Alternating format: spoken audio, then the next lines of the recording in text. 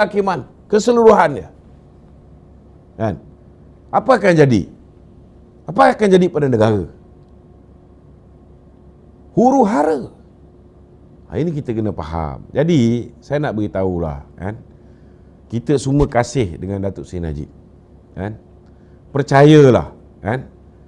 Saya juga yakin bahawa akhirnya insya-Allah, kan? Sebelum ke bawah dulu tuanku.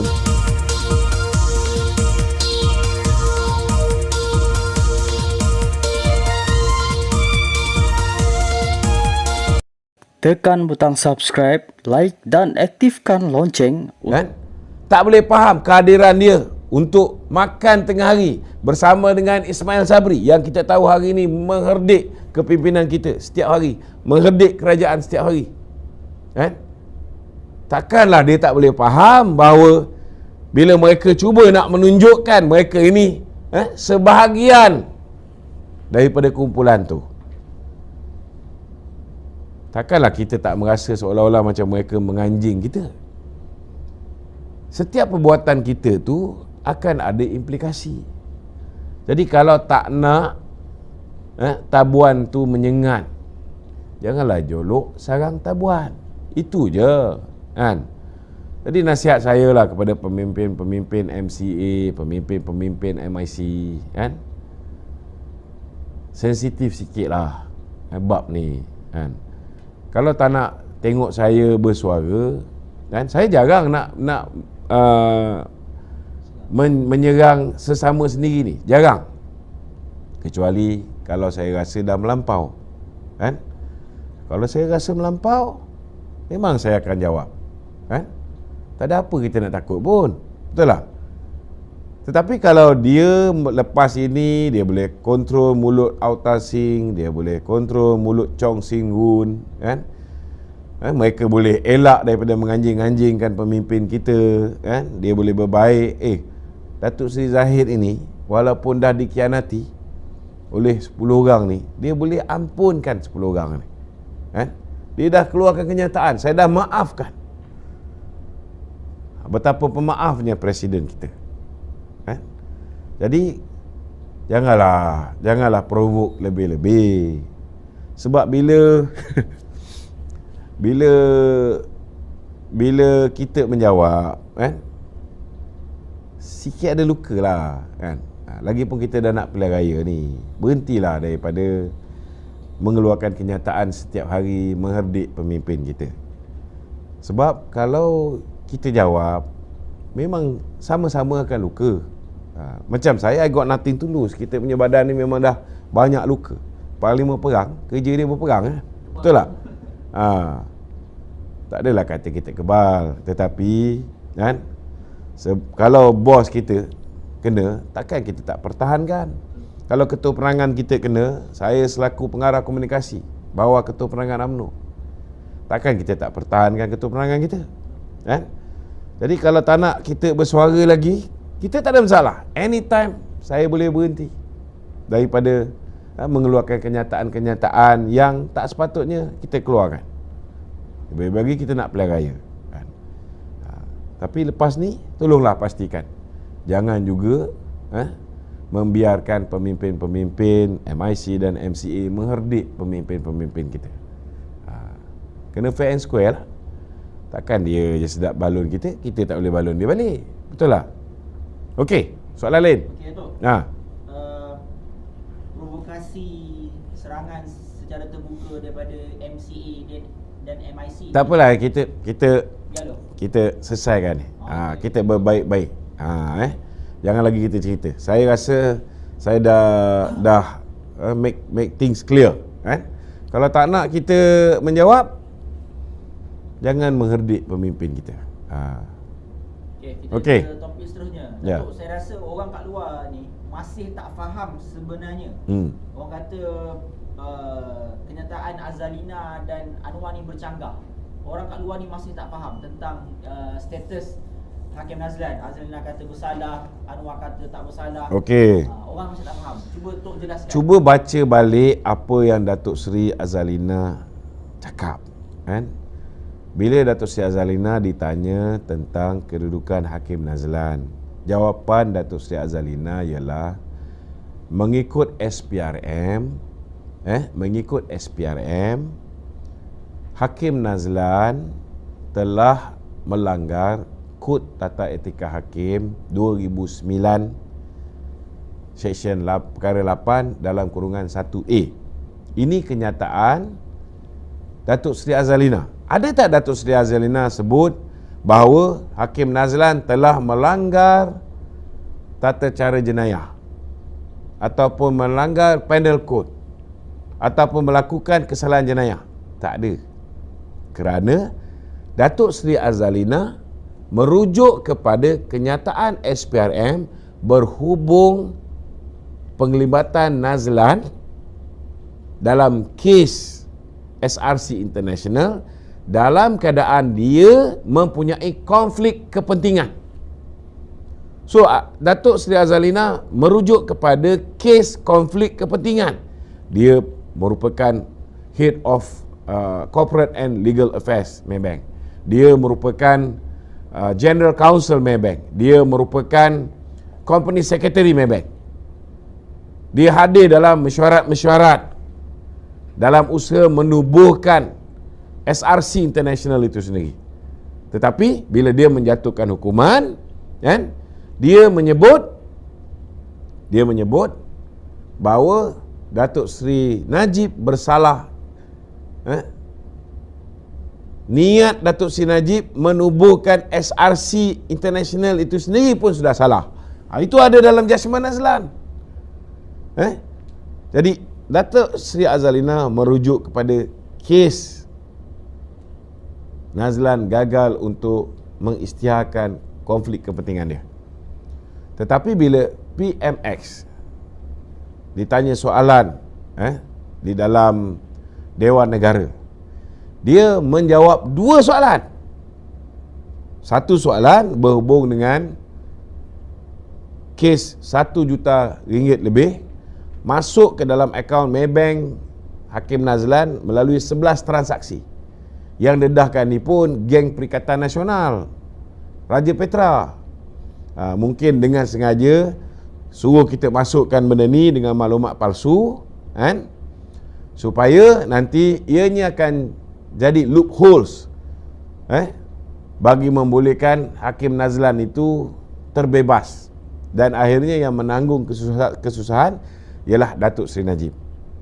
Tetapi bila disiasat oleh pihak SPRM, bila ditanya oleh pihak SPRM dari mana datang duit 1 juta lebih melalui 11 transaksi yang masuk ke dalam akaun Hakim Nazlan, kemungkinan besar Hakim Nazlan telah memberikan jawapan yang munasabah, sehingga kan SPRM berpendapat bahawa Hakim Nazlan tidak ada melakukan sebarang kesalahan jenayah berhubung duit 1 juta ringgit. Maknanya duit ini bukan daripada duit yang diceritakan oleh Raja Petra, datangnya daripada Jolo. Bayaran tu datang daripada Jolo. Itu sebabnya Peguam Datuk Seri Najib sendiri telah menarik balik.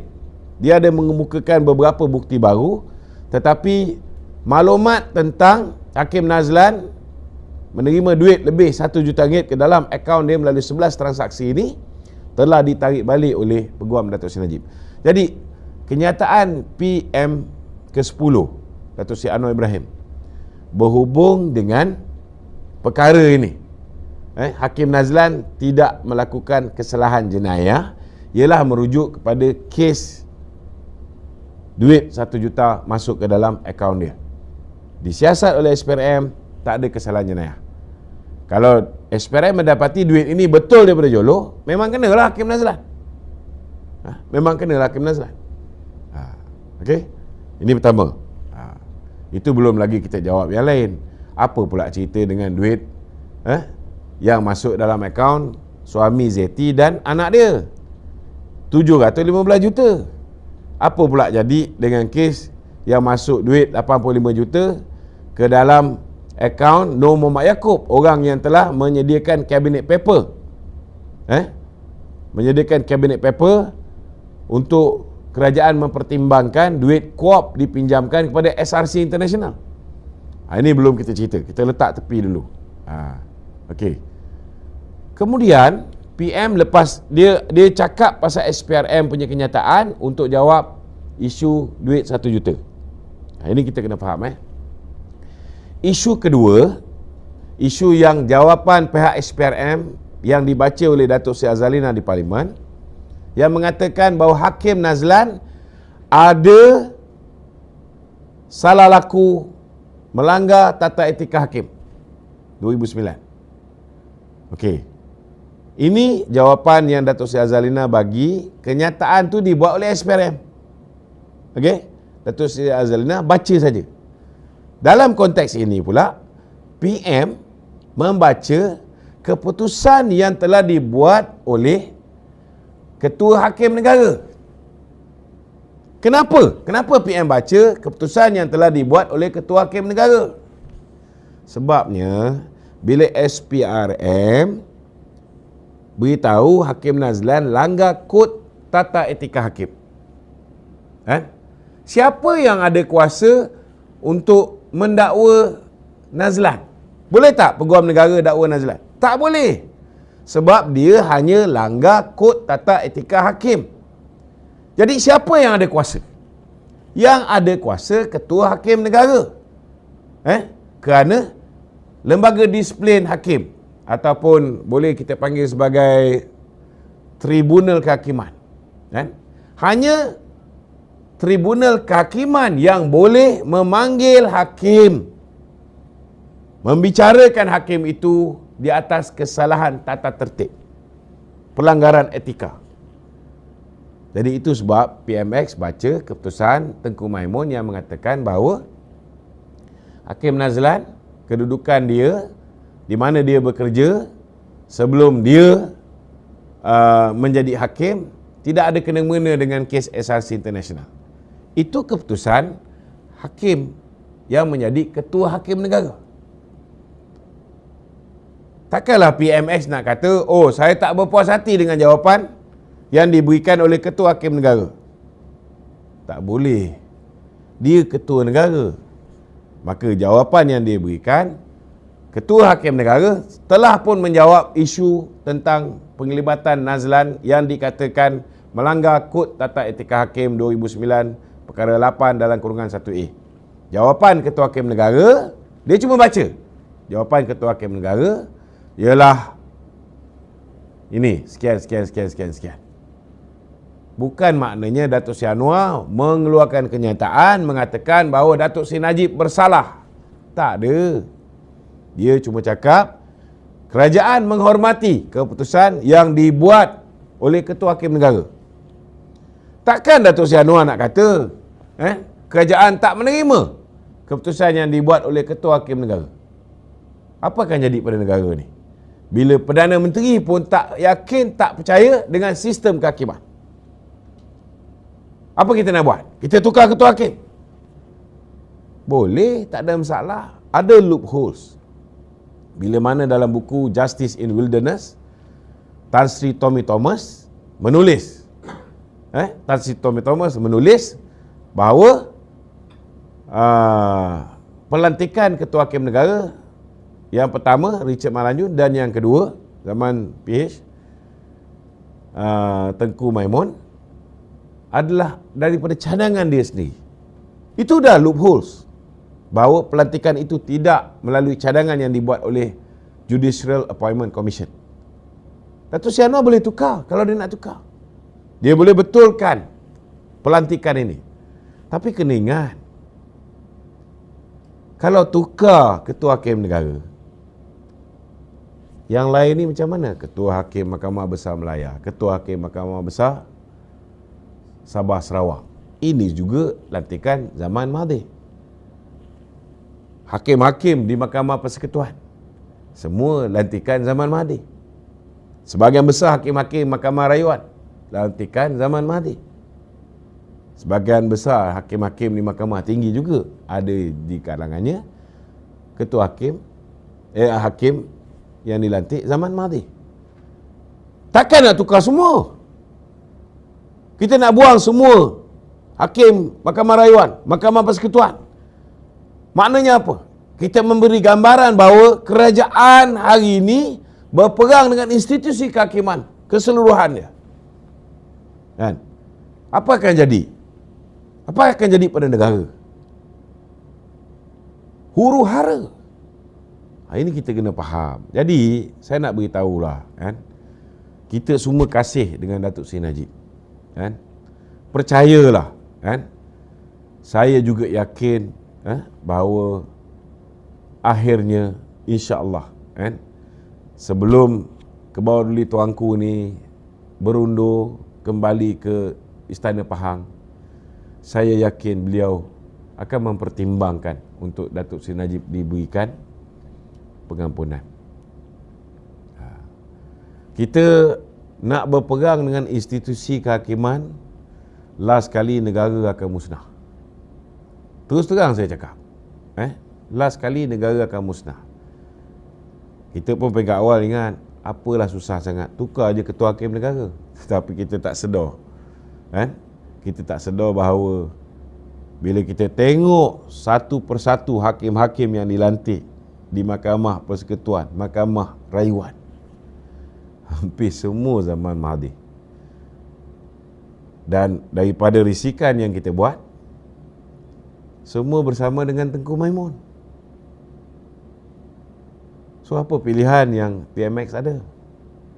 It's not easy tau, bukan senang.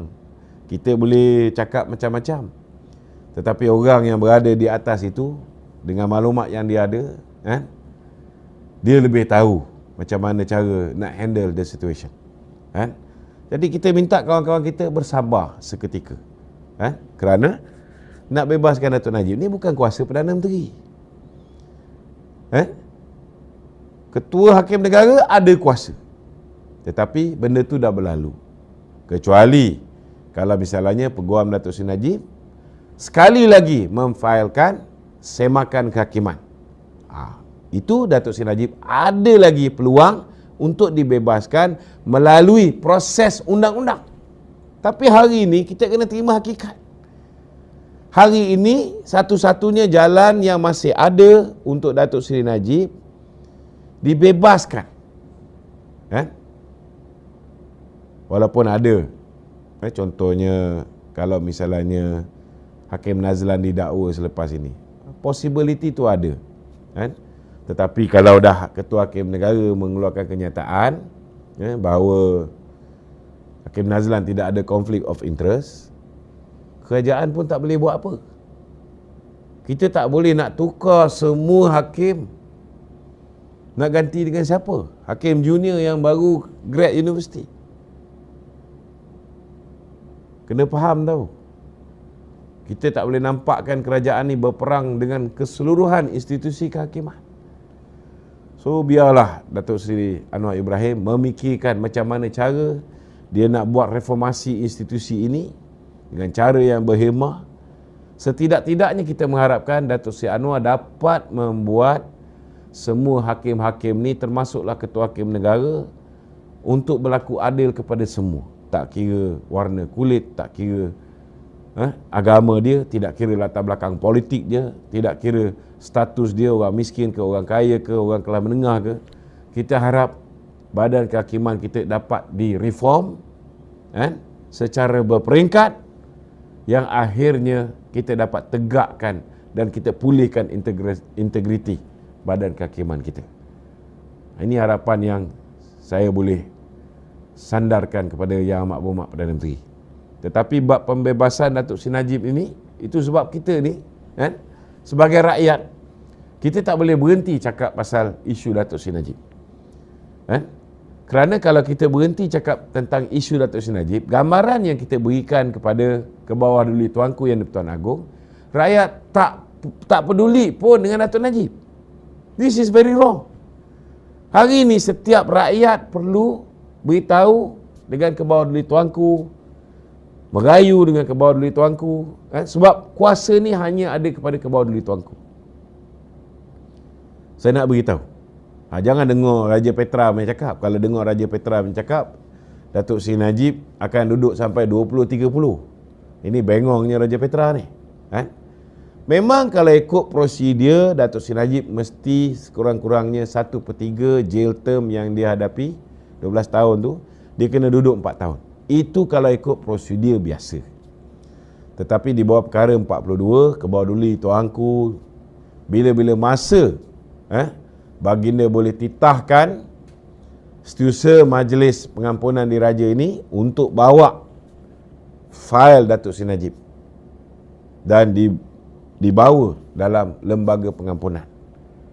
Dan saya yakin Datuk Seri Anwar Ibrahim sebagai salah seorang daripada ahli lembaga pengampunan, sudah pastilah beliau juga akan menyokong seperti mana Datuk Seri Najib menyokong kerajaan dia hari ini, seperti mana Datuk Seri Najib membantu beliau untuk menarik kawan-kawan di Sarawak untuk bersama menyokong kepimpinan Datuk Seri Anwar sebagai Perdana Menteri. Macam tu jugalah insya-Allah Datuk Seri Anwar akan menyokong supaya Datuk Seri Najib diberikan pengampunan. Sebelum ni pun dia dah mengeluarkan kenyataan bila dia diprovok oleh wartawan Al Jazeera. Dia cakap Datuk Seri Najib, dia pertahankan Datuk Seri Najib ada hak untuk merayu supaya diberikan pengampunan. Dan bila diprovok oleh wartawan ni, macam mana pemimpin UMNO dia bersama dengan kamu dalam kerajaan, tiba-tiba dia boleh merayu supaya Kebawah-Duli Tuanku memberikan pengampunan. Datuk Seri Anwar dengan tegasnya mengatakan, why not? What's wrong with it? Apa